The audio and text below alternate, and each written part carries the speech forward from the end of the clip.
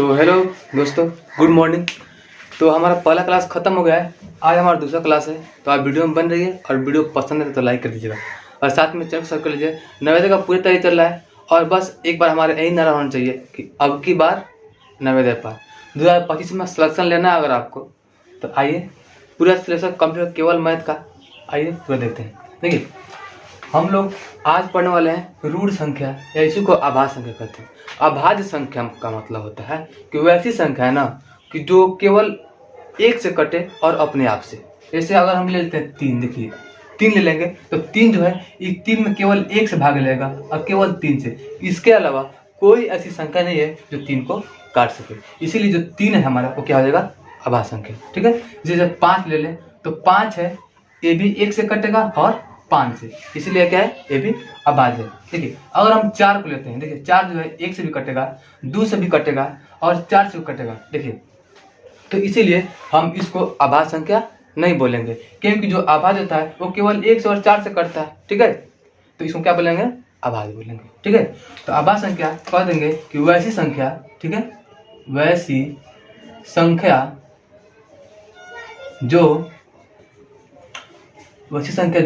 एक तथा स्वयं, स्वयं मतलब खुद, स्वयं मतलब खुद से कटे उसे अभाज्य संख्या कहते हैं। ठीक है, इसको रूढ़ संख्या भी कहते हैं, लेकिन फेमस जो नाम है वो अभाज्य संख्या है, अभाज्य संख्या कहते हैं। अब जैसे देख लेते हैं, जैसे हमारा 2 हो गया, 2 भी है लेकिन ये सम अभाज्य है कि 2 1 से कटेगा और 2 से, तो 2 हो गया, 3 हो गया, 5 हो गया, 7 हो गया। इसी तरह आगे बढ़ते जाएंगे, हमारा अभाज्य संख्या होगा। ठीक है, तो देखिए जो हमारा दूसरा टॉपिक है वो भाज्य संख्या कहते हैं, इसी को संयुक्त संख्या कहते हैं, या कभी कभी इसको यौगिक संख्या भी कहते हैं, या इसको समिष्ट संख्या भी कहते हैं। लगभग इसका 4 नाम है, लेकिन जो फेमस नाम है वो अभाज्य और संयुक्त है। तो हम इसी के बारे में जानेंगे, क्वेश्चन में इसी नाम से पूछते हैं। ठीक है, देखिए भाज्य संख्या का मतलब होता है कि वैसी संख्या है ना जो 1 से कटे, खुद से कटे और इसके अलावा किसी और से कटे। मतलब जैसे मान लीजिए हम ले रहे हैं यहाँ पे 6 ले लिए। ठीक है, 6 देखिए भाग करेंगे, 6 1 से भी कटेगा, 6 2 से भी कटेगा, 3 से भी कटेगा और 6 से भी कटेगा। यानी 1 से कट भी किया और खुद से कट भी किया और इसके अलावा देखिए 2 से भी कटा और 3 से कटा। तो ऐसी संख्या को ही भाज्य संख्या कहते हैं। ठीक है, तो हम डिफिनेशन देख लेते हैं। कहेंगे कि वैसी संख्या, ठीक है, वैसी संख्या जो एक तथा स्वयं मतलब खुद से कटने के अलावा किसी और संख्या से भी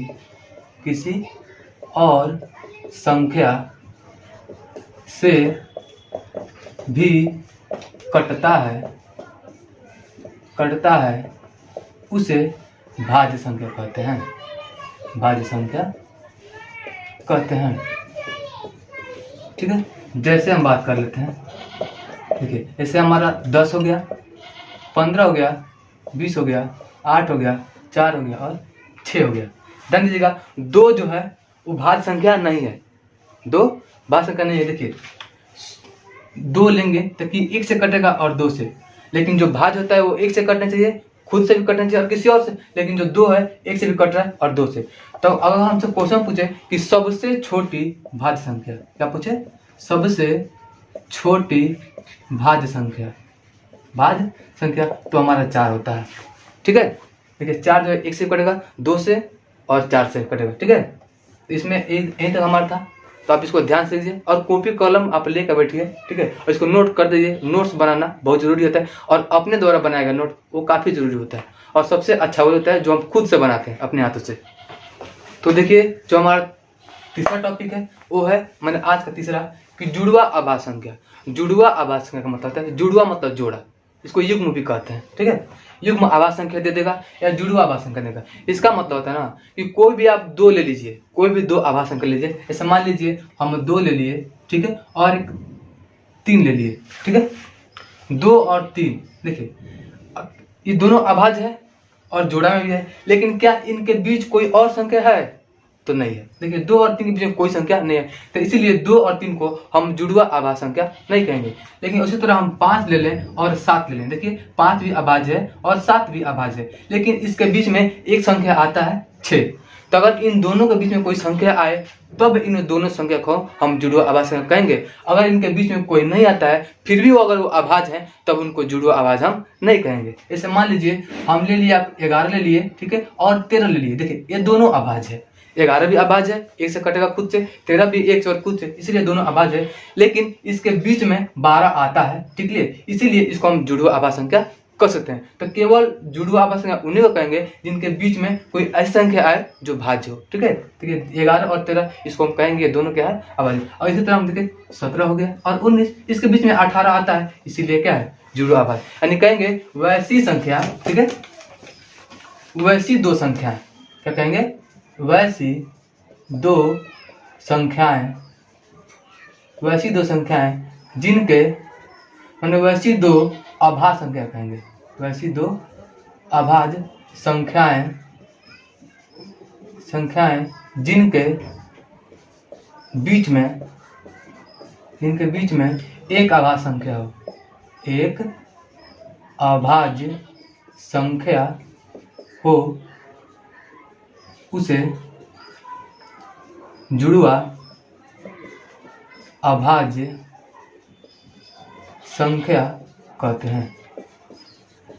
जैसे देखिए 5 ले लिए और 7 ले लिए, ये दोनों क्या है, जुड़वा अभाज्य संख्या है, क्योंकि इनके बीच में 6 आता है। इसलिए अगर हम 11 ले लिए और 13 ले लिए, ये भी जुड़वा अभाज्य संख्या है, क्योंकि इनके बीच में 12 आता है। और 2 ले लिए और 3, तो ये हमारा जुड़वा अभाज्य संख्या नहीं है, क्योंकि इनके बीच में कुछ भी नहीं आता है, ठीक है। तो दोस्तों देखिए जो हमारा अगला संख्या है उसका नाम है सह अभाज्य संख्या है। सह मतलब होता है 7, ठीक है, सह अभाज्य संख्या है। मैंने इसमें समझेंगे हम लोग इसे कि सह अभाज्य मतलब 2 संख्या साथ में हो, ठीक है, लेकिन दोनों क्या हो, अभाज्य हो। देखिए जैसे हम 2 ले लिए और 3 ले लिए, ये सह अभाज्य संख्या है। देखिए ये भी अभाज्य है, ये भी अभाज्य है, और दोनों साथ में, इसलिए क्या इसको सह अभाज्य कहेंगे। अब इसी तरह हम ले लिए, देखिए 7 ले लिए और 7 ले लिए, ठीक है, और इसी तरह हम 5 ले लिए, ये भी सह अभाज्य संख्या है। इसी तरह 11 ले लिए और 13 ले लिए, ये भी क्या है, दोनों सह अभाज्य संख्या है। यानी ऐसे कर लें, अच्छा ऐसे बोलें कि वैसी 2 संख्याएं, मैंने वैसी 2 अभाज्य संख्याएं जिनका मौसा 1 हो। देखिए 2 और 3 का मौसा निकालेंगे तो 1 से दोनों कटेगा। देखिए निकाल रहे हैं तो 2 एकम में 2 और 1 तियां 3, यानी 1 आएगा। उसी तरह अगर 5 और 7 का निकालें, ये दोनों 1 से कटेगा, 1 5 5 और 1 7 7। तो कहेंगे वैसी 2 संख्याएं, मतलब वैसी 2 अभाज्य संख्याएं जिनका मौसा 1 हो, तो उन्हें क्या कहते हैं, सह अभाज्य संख्याएं कहते हैं। देखिए पहले डिफिनेशन में लेते हैं, ठीक है। यानी वैसी 2 अभाज्य संख्याएं जिनका मौसा 1 होता है, उन्हें सह अभाज्य संख्या